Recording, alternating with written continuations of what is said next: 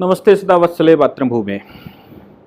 मैं ये जो भारत सरकार के ऊपर हमले अंदर से हो रहे हैं, मैं पिछले कई दिनों से देख रहा हूँ और ख़ासतौर से कल और परसों, कल जो हमले हुए हैं ममता बनर्जी की तरफ से, ओवैसी की तरफ से, कांग्रेस की तरफ से, सोनिया गांधी, राहुल गांधी, सब लगातार पहले भी हमले कर रहे थे, लेकिन मैं उस पर बोलना नहीं चाहता था क्योंकि उस समय ड्रैगन हमारे ट्रैप में फंस रहा था।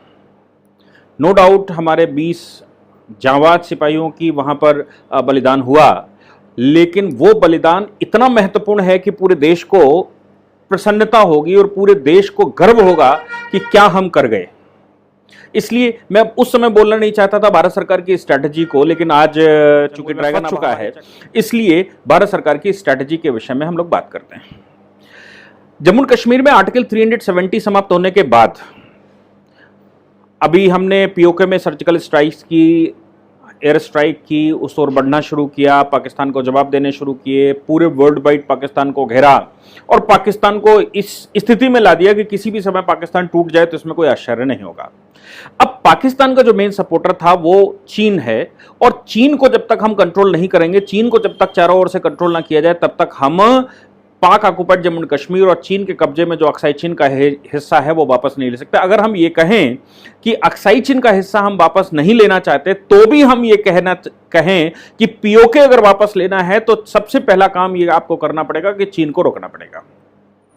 अब कैसे वो किया जाए, मैं आपको याद दिलाना चाहता हूं कि 28 फरवरी 2020, अगर वो तारीख आप याद रखेंगे तो अच्छा रहेगा। 28 फरवरी 2020 को इंडिया फाउंडेशन, जिसको राम माधव जी चलाते हैं, इंडिया फाउंडेशन ने एक कार्यक्रम किया भारत को लेकर। हम सब जानते हैं 28 फरवरी का मतलब क्या होता है। 28 फरवरी का मतलब होता है कि कोविड का प्रभाव संसार में फैल चुका है। 28 फरवरी का मतलब होता है कि चीन में कोविड की सूचनाएं पूरे संसार में फैल चुकी हैं। चीन में कोविड का बहुत बुरा हाल हो चुका है। चीन के लोगों का वुहान में बहुत बुरा हाल हो चुका है, और अब हमने सबने अपनी अपनी भूमिका प्ले करनी है। जैसे पूरा विश्व चीन से परेशान है, एटलीस्ट उनके अड़ोस पड़ोस के 18 देश तो चीन से बहुत ज्यादा परेशान है, जिसमें भारत भी शामिल है। और पूरा विश्व, चाहे वो इन्वेस्टमेंट का मामला रहा हो, चाहे वो इंटरवेंशन का मामला रहा हो, चोरी का मामला रहा हो, डेटा चोरी का मामला रहा हो, पूरा विश्व उससे परेशान है, अमेरिका सहित। तो सब इस जुगाड़ में थे, सबको इंतजार था कि किसी तरह चीन पर कैसे पाबंदी लगाई जाए। हमको याद होगा कि अमेरिका ने चीन की ट्रेड रोकी थी, डब्ल्यूटीओ में वो गए, डब्ल्यूटीओ का आदेश उनके खिलाफ, अमेरिका के खिलाफ आ गया और ट्रेड खोलनी पड़ी। लेकिन डब्ल्यूटीओ हो, डब्ल्यूएचओ हो या यूएनओ हो या गैट के एग्रीमेंट्स हो, सबकी एक नब्ज है जहां से ये सब कुछ रोका जा सकता है, और वो है कि जब कोई देश आक्रांता की भूमिका में हो, जब कोई देश किसी दूसरे देश पर हमला कर रहा हो, तो ऐसी परिस्थिति में कोई एग्रीमेंट संसार का नहीं रहता। सभी कंट्रियों को ये राइट होता है कि वो अपने कंट्री को सुरक्षित करें, और दूसरे जो उनके मित्र देश हैं उनको भी यह अधिकार होता है कि वो ऐसी परिस्थितियों में कंट्रोल कर लें। अब वुहान से जो वायरस पूरे विश्व में फैला, तो सबने अपनी अपनी अपॉर्चुनिटीज ढूंढी कि चीन को कैसे कवर किया जाए, क्योंकि चीन गलतियां तो करता ही है, गलतियां से मतलब वो अपराध करता है, वायरस फैलाता है और दुनिया भर का, तो कैसे करें। अमेरिका ने उसका रास्ता ढूंढा कि उन्होंने उनकी कंपनियों को वहां ब्लैकलिस्ट करना शुरू किया, उनके इन्वेस्टमेंट को ब्लैकलिस्ट करना शुरू किया। डब्ल्यूएचओ से उन्होंने अपना विड्रॉवल कर लिया। ब्रिटेन ने अपना तरीका ढूंढा, ऑस्ट्रेलिया ने अपना तरीका ढूंढा, जर्मनी ने अपना तरीका ढूंढा। सब कंट्रियों ने अपने अपने तरीके ढूंढे कि चीन को इस समय कैसे लामबंद किया जाए। अब इसमें नंबर भारत का भी है कि भारत कैसे चीन को लामबंद करेगा। भारत की बाउंड्री चीन से लगती है, भारत के पास सबसे ज्यादा अपॉर्चुनिटी है चीन को फंसाने की। इसलिए इंडिया फाउंडेशन ने 28 फरवरी 2020 को, इसी दौरान जब पूरा विश्व ये अपने अपने तरीके से कर रहा था, इसी दौरान इंडिया फाउंडेशन ने एक कार्यक्रम किया। उस कार्यक्रम में केंद्रीय मंत्री रविशंकर प्रसाद शामिल हुए। उस कार्यक्रम में इंडिया फाउंडेशन के संरक्षक राम माधव जी शामिल हुए, और जम्मू कश्मीर से लद्दाख के एमपी शामिल हुए। और चर्चा क्या हुई?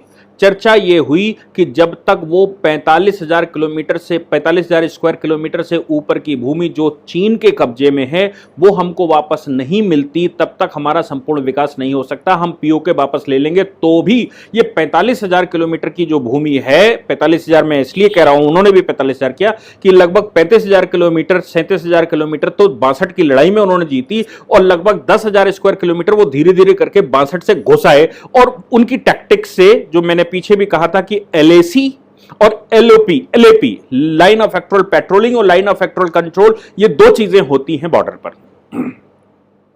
तो इनको कैसे कंट्रोल किया जाए, इसके लिए सरकार ने जो ये स्टेप उठाया और ये कहा कि हमें ये वापस चाहिए, और यूनियन टेरिटरी 2 बना दी, 370 भी खत्म कर दिया। लद्दाख पर कभी हमारा ध्यान नहीं गया, जाने अनजाने में ना गया हो, या कश्मीर में सरकार बैठती थी, वो इस्लामिक तरीके से वो प्रदेश चलाना चाहती थी, इसलिए उसने लद्दाख में पूरे इन्वेस्टमेंट का 4% और 5% जाता था, जो भी पूरा रेवेन्यू आता है। और जबकि लद्दाख 60% एरिया था, यानी कि लद्दाख को जितना पिछड़ा छोड़ा जाएगा उतना ही चीन को आगे आने का अवसर मिलेगा। सरकार बीआरओ के माध्यम से रोडें बनाई रही थी कि सभी बॉर्डर्स पर रोडें बनाई जाएं। चीन उस पर डोकलाम इशू 2017 में हो ही चुका था, चीन जम्मू कश्मीर में भी ये करने ही वाला था, और उसके काउंटर में चीन भी वहां से रोडें निकाल रहा है। वो काराकोरम जो हाईवे उन्होंने निकाला है वन बेल्ट के लिए, वो भी वहीं से निकाला। साई चीन को उन्होंने इसीलिए कब्जा किया था 62 की लड़ाई में। तो भारत के पास क्या ऑप्शन है? भारत या तो सीधा युद्ध करके वो जमीन वापस ले, या चीन के खिलाफ सीधा खड़ा हो जाए। लीगली अगर भारत ऐसा करेगा तो फिर समस्याएं पूरे विश्व से भारत की तरफ आएंगी और पूरे विश्व में भारत अलग थलग पड़ जाएगा। तो हम क्या करें? हमने यह आह्वान करना शुरू किया कि, और सरकार ने नहीं किया, वो ये इंडिया फाउंडेशन, और सब जानते हैं इंडिया फाउंडेशन सरकार के लिए काम करती है। तो इंडिया फाउंडेशन ने, जो संघ के समर्पण से चलती है, आरएसएस के समर्पण से चलती है, उसने ये कार्यक्रम की जो वीडियोस थी कि हमें 45,000 स्क्वायर किलोमीटर वापस चाहिए, वो सारे देश में फैलानी शुरू की, पूरे विश्व में फैलानी शुरू की। चाइना में भी गई होगी, और ये हमारी सरकार बड़े अच्छे से जानती थी, या हम सभी जानते हैं कि चीन इस तरह की हरकतें करता है। मैंने पीछे भी कहा था कि जिस डेमचोक की बात हो रही है, उसके आधा गांव हमारी तरफ है, आधा चीन ने कब्जा करके रखा है। उसके बीच में एक नाला बहता है, हमारे नाले के ऊपर हमने उस तरफ पेट्रोलिंग करने के लिए एक ब्रिज बनाया था, चीन ने पीछे तोड़वा दिया था, कांग्रेस सरकार ने उसको तोड़ भी दिया था, उन्होंने ऑब्जेक्शन लगाया और हमने तोड़ दिया था। और वहां पर जो डेमचुक गांव के लोग हैं, वो जब चीन इधर घुस आता था, तो मैंने पीछे भी कहा था कि वो पत्थरों पर चीन लिख जाते थे, तो हमारे लोग चीन मिटाने के लिए स्याही लेकर आते थे, वो कश्मीर गए जाते थे, एक हफ्ता वहां रहकर फिर एक हफ्ते में यहां वापस आना, और फिर वो पेंट 10 रुपए का खरीद कर लाकर उसको पोतना और वहां इंडिया लिखना। ये लद्दाख के लोगों की प्रवृत्ति रही। लेकिन सरकार चूंकि चुपचाप बैठी हुई थी, इसलिए वहां समस्याएं हो रही थी। वो आगे बढ़ते थे, और हमारे यहां जो पेट्रोलिंग करने वाली टीमें हैं, वो गृह मंत्रालय को सूचना देती कि भाई वो चीन आगे बढ़ गया है। गृह मंत्रालय यहां से उनको कहता कि नहीं, अगर वो 5 किलोमीटर आगे बढ़ गए तो तुम 5 किलोमीटर और पीछे बने रहो उनके, और अपने बीच में 20 किलोमीटर का एक दायरा छोड़कर रखो। और इस तरह वो आगे बढ़ते और हम पीछे बढ़ते। ये उनकी प्रवृत्ति है, पिछले 1962 से लेकर अभी तक यही होता रहा। हमारी सरकार को यह मालूम था कि चीन ये करेगा, उससे पहले हमने पूरी तैयारियां करके वहां पर रखी थी, और चीन ने वो किया। जो ट्रांजिशन पोर्शन है, जहां जिस वैली की बात हो रही है, उस वैली में हम भी पेट्रोलिंग करते थे, वो भी पेट्रोलिंग करते थे। वो ट्रांजिशन का पोर्शन है जो खाली छोड़ा गया है, और उस खाली पोर्शन में ना हमारी सेना जाएंगी ना उनकी सेना जाएंगी। हो सकता है कि वो सीमा, वो जहां पर पेट्रोलिंग करते हैं उससे कभी 2 किलोमीटर अंदर आ जाएं, और हमारा भी हो सकता है कि हम 2 किलोमीटर अंदर चले जाएं। और ऐसा कभी भी होता था तो दोनों टीमें बैठकर बात करती थी और कहते थे हम अपनी अपनी स्थिति पर वापस चले जाएं। यह अभी होता रहा। यह मालूम था कि इस तरह से जिस समय देश में बात होना शुरू होगी और वो हिस्सा वापस लेने की बात होगी, चीन उस हिस्से में परमानेंट स्ट्रक्चर बनाने का प्रयास करेगा, और चीन ने वैसा किया। चीन उस ट्रांजिशन पोर्शन में घुसने के बाद उसने स्ट्रक्चर बनाना शुरू किया। स्ट्रक्चर जब बनाया तो हमने उनको इन्फॉर्म किया कि स्ट्रक्चर जो है वो ट्रांजिशन पोर्शन में जो जीरो लैंड है उस पर आपने बनाया है। वो एग्री हो गए कि हम वापस चले जाएंगे, लेकिन वो वापस गए नहीं। तो हमारे सैनिकों ने जैसे डोकलाम में जाकर अपना शौर्य दिखाया था। हमारे सैनिक निहत्ते से मतलब चूंकि फायरिंग वहां हो नहीं सकती, आम सबके पास रहते हैं, तो हमारे सैनिक वहां पर गए और जाने के बाद उन्होंने उनके टेंट उखाड़े।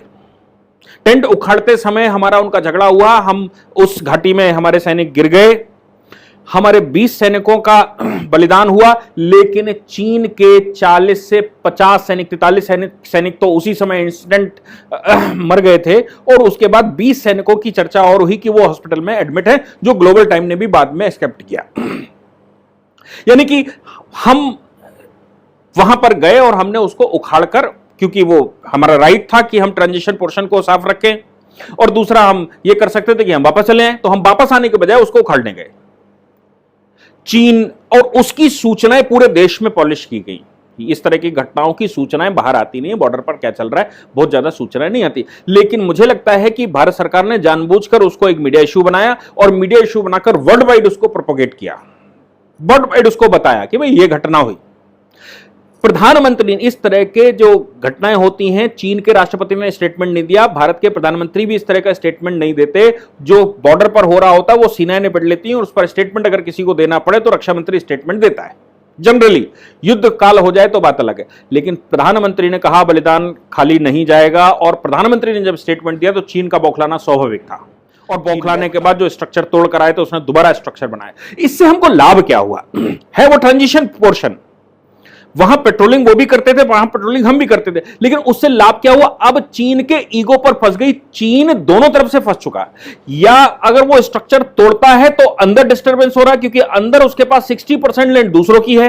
अंदर जैसे 1989 का मैंने 5 जून का प्रकरण बताया था, छात्र पहले से बैठे हुए हैं, कम्युनिस्ट शासन को उखाड़कर फेंकना है, वो तो जैसे बैलेंस है वैसे बैलेंस है। तो अगर वो वहां से हटता है तो अंदर गृह युद्ध हो जाता है, और नहीं हटता है तो वो भारत के खिलाफ जाता है, भारत की सॉवरेंटी के खिलाफ जाता है, और भारत की सॉवरेंटी के खिलाफ जाता है तो भारत उस पर रिएक्ट कर सकता है। और अगर मेरी लैंड पर या जीरो लैंड पर वो घुसे हैं तो फिर पूरा विश्व समुदाय आज चीन को पहले से किसी न किसी तरीके से रोकने का प्रयास कर रहा था, और वन बेल्ट तो सभी रोकने का प्रयास कर रहे थे। भारत ने वो अवसर ढूंढा और पूरा विश्व एक्टिव हो गया।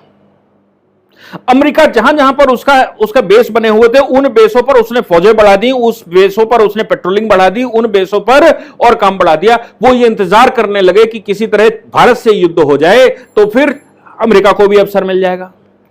भारत युद्ध ना करके डिप्लोमेटिक पॉलिसी को अपनाते हुए पूरे विश्व को भारत ने यह मैसेज दिया कि देखिए चीन विस्तारवादी है, हम डेमोक्रेटिक कंट्री हैं, हमने कोई फॉल्ट नहीं किया, और हमने कोई फॉल्ट किया नहीं, बस हमने इतना सा किया है कि जो उनकी प्रवृत्ति है उस प्रवृत्ति के अनुसार हमने कुछ यहां पर कार्यक्रम कर लिए देश में, कुछ भाषण कर लिए देश में, जिससे उनका उकसना स्वाभाविक था और उनको यह एक्शन लेना स्वाभाविक था कि ऐसा ना हो वो 43,000 किलोमीटर चला जाए, और भारत सरकार जब लद्दाख अलग हो गया है तो लद्दाख कॉन्सेंट्रेट करेगा, वो एरिया पर लद्दाख में फोर्सेस पर ध्यान दिया जाएगा, एरिया पर ध्यान दिया जाएगा, एरिया मेजरमेंट किया जाएगा, एरिया सिस्टमेटिक होगा, तो जल्दी से हम जाकर वहां बैठ जाएं तो इतना एरिया मेरा हो जाएगा, और जब वो कहेंगे तो हम वापस चले जाएंगे। जब हमने कहा तो वो वापस भी जाने को तैयार हो गए, फिर भी उन्होंने स्ट्रक्चर बना लिया दोबारा कि ऐसे 2-3 बार चलेगा तो होते होते धीरे से जैसा वो हमेशा करते रहे वैसा हो जाएगा। लेकिन उसके बाद यह हुआ कि भारत जो चीन के प्रोडक्ट पर बैन नहीं लगा पा रहा था डब्ल्यूटीओ के सदस्य होने की वजह से, भारत जो इलेक्ट्रॉनिक मीडिया को, इलेक्ट्रॉनिक आइटम्स को भारत में बैन नहीं लगा पा रहा था, भारत में जो स्पाई चल रही थी, भारत में जो गुप्तचरी चल रही थी तमाम ऐप्स के माध्यम से, जो वो लीगली नहीं कर पा रहा था, लेकिन युद्ध काल में सबको अधिकार है कि वो लीगली एक्शन ले सकता है। और भारत की इकोनॉमी पर सबसे ज्यादा प्रभाव अगर किसी ने डाला है पिछले 20-25 साल में तो वो चीन है। जिस समय वैश्विक वर्ल्ड हमने खोला उस समय चीन को सबसे ज्यादा अपॉर्चुनिटी मिली, पूरे विश्व में उसने परेशान किया, यहां इन्वेस्टमेंट करना शुरू किया। जैसे ही चीन ने ये एक्शन लेने कुछ करने शुरू किए तो हमने क्या किया, हमने सबसे पहले चीन के जो इन्वेस्टमेंट हमारी कंपनियों में है उन इन्वेस्टमेंट को रोकना शुरू किया, और थोड़ा हुआ तो हमने बॉर्डर सिक्योर किया, और थोड़ा हुआ तो बीआरओ ने रोड बनानी तेजी से शुरू कर दी, और थोड़ा हुआ तो हमने उनके ऐप्स बैन कर दिए। अभी ये चल ही रहा है, चीन के प्रोडक्ट का इंपोर्ट बंद करना है, चीन के प्रोडक्ट भारत में नहीं आएंगे, इस पर हमने ड्यूटीज बढ़ानी शुरू कर दी। और हमारे साथ साथ पूरे विश्व ने वो करना शुरू कर दिया। यानी कि चीन को रोकना है तो ना अमेरिका अकेले के बस का है, ना रशिया अकेले के बस का है, और भारत केवल युद्ध तो लड़ सकता है, लेकिन भारत ये जो WTO और विश्व समुदाय के समझौते उनसे बाहर नहीं, जो मनमोहन सिंह जी कर गए अपने जमाने में। इसलिए अब हमारे पास जो तरीका, हमने जो मॉडस ऑपरेंडी अपनाया, वो मॉडस ऑपरेंडी ये था कि हम चीन से कैसे सारे प्रोडक्ट्स को बाइकाट करें और विश्व में, पूरे विश्व से चीन के ऊपर किस प्रकार हमले करवाए जाएं कि अवसर सब संसार को मिल जाए। पहले वुहान से पूरे संसार को अवसर मिला, लेकिन वो प्रूफ नहीं हो सकता, और वो प्रूफ नहीं हो सकता तो WTO, WHO और दुनिया भर की जो ऑर्गेनाइजेशन है वो उसमें लॉबिंग कर रखी। मैंने पीछे बताया कि उन्होंने सब मोस्टली गरीब देशों में इन्वेस्टमेंट कर रखा है, इसलिए गरीब देश उनके खिलाफ नहीं जाएंगे। लेकिन ये जो सीमा विवाद है, इस सीमा विवाद में कोई एक्सक्यूज नहीं दिया जा सकता, किसी फोरम पर भी नहीं किया जा सकता, क्योंकि यूएन चार्टर के अनुसार हमको पूर्ण अधिकार है कि हम अपनी सॉवरेंटी को मेंटेन रखें, और हमारे मित्र देशों को पूर्ण अधिकार है कि वो हमारी मदद करें। और ऐसी विश्व समुदाय का ये मानना है कि, मानना नहीं, यूएनओ का ये चार्टर है कि अगर कोई दूसरे देश में इन्वेशन करता है, कोई दूसरे देश में इंटरवेंशन करता है, तो उस देश को अपनी सॉवरेंटी मेंटेन करने का पूर्ण अधिकार है। और यूएनओ की पीस कीपिंग फोर्सेस उस कंट्री के खिलाफ जो इन्वेशन करता है, उस कंट्री के खिलाफ एक्शन ले सकती हैं। उस मामले में अंदर एक्शन हो सकता है। इसके आगे जो हो सकता है कि चीन अगर वापस नहीं जाता, चीन नहीं सुधरता, तो फिर चीन की जो स्थायी सदस्यता है यूएनओ में,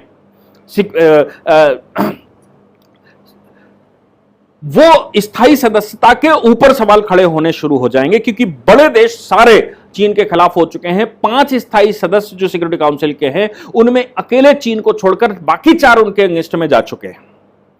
रशिया, अगर मैं कहता हूं तटस्थ भी रहता है, तो अब यूएन भंग होगा, और यूएन भंग होगा, सिक्योरिटी काउंसिल भंग होगी, तो हमें जो अवसर मिला था 1950 में, 1949 में, जिसको नेहरू जी ने गवाकर चीन को फॉरवर्ड कर दिया था उस समय, और 1972-73 में चीन ने उसको स्वीकार कर लिया। चीन की, आज के चीन की, कम्युनिस्ट चीन की सदस्यता स्वीकार कर ली ताइवान को हटाकर, वो सारे काम अपने आप स्वतः हो जाएंगे। भारत यूएनओ में भी मेंबर बनेगा, भारत विश्व समुदाय में भी प्रवेल करेगा, और चीन अलग थलग पड़ेगा, और इतना अलग थलग पड़ेगा कि उसको अपने ही दायरे में युद्ध झेलना पड़ेगा। उसके अंदर जो डिस्टर्बेंस चल रही है, वो अंदर की डिस्टर्बेंस उसको अब झेलनी पड़ेगी। तो बाहर से समस्या ये खड़ी होगी, और बाहर से अगर वो पीछे हटता है, तो ऐसी परिस्थिति में अंदर उसके डिस्टर्बेंस ऑलरेडी चल रहा है। पिछले 70 साल से वो अंदर का डिस्टर्बेंस संभालने में मशगूल हो जाएगा। 10 वर्ष तक मुझे लगता है कि वो डिस्टर्बेंस चलने वाला है। इसलिए भारत ने जो स्ट्रैटेजिकली अपनी बिसात बिछाई, उसमें फंसने वाला चीन था, ना कि फंसने वाला कोई और। इसलिए भारत में जो लोग इस तरह की बातें कर रहे हैं, उनको ध्यान देना चाहिए कि ये डिप्लोमेसी है, इसमें जो दिखता है वो आवश्यक नहीं है कि वो हो रहा हो, और इसमें जो हो रहा है वो आवश्यक नहीं है कि दिखे। धन्यवाद।